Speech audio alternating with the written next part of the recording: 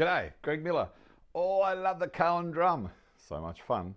We made hundreds of these with kids over the years. What we've got is we've put together the drum in a kit form. Let me show you what's in the box. This is what you get right here. So it'll have the plans in it. And not only does it have all the pieces that we need, so there's a side, there's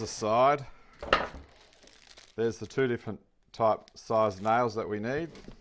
Now these bits here are packing to protect the pieces. You can make stuff out of those, it's fantastic. A cork block for the sanding. Ah, and there should be some sandpaper in here too. Right, that's the back. Here's the face of the drum, or the head as it's also known. As we go down into this wonderland here, there's the top and the bottom.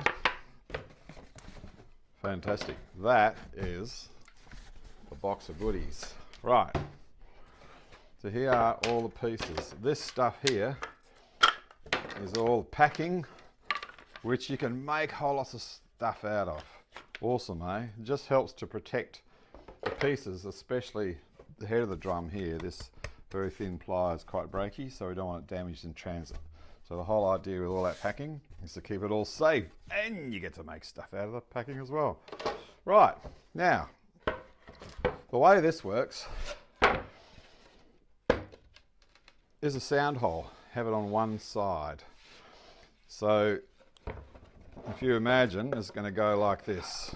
So, righto, show you how this works. This is the sound hole. It's going to be on one side. There's another side over here. This is how it all comes together. Whoops. And then the back, of course, fits into here. And then it's going to go over the front.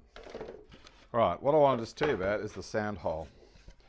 When we build these in our workshop with kids, of course, we do a lot of different shapes and styles. But it comes like this. You can use it exactly as it is, just with that one hole in the middle. Right? But you can also play around and go beyond that. So here's just a couple of ideas. What about this? A four-pointed star. So there's the circle in the middle, and we've just done those extra bits.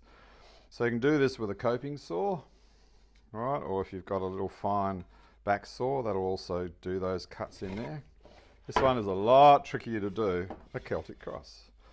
So there's another version which we just call Swiss cheese. If you have a drill at home, a brace and bit we would use, and we would just do a whole lot of random holes in here, making it look like Swiss cheese. And that's a lot of fun. So that's another variation as well, okay? So lots of different possibilities. You would always do this first before you assemble the box. And the plans clearly show the sequence and how it all works. You've got everything here that you need in order to make a drum, but the best part after that is the painting. These are so good. I love it. I can't help myself. See you in the workshop.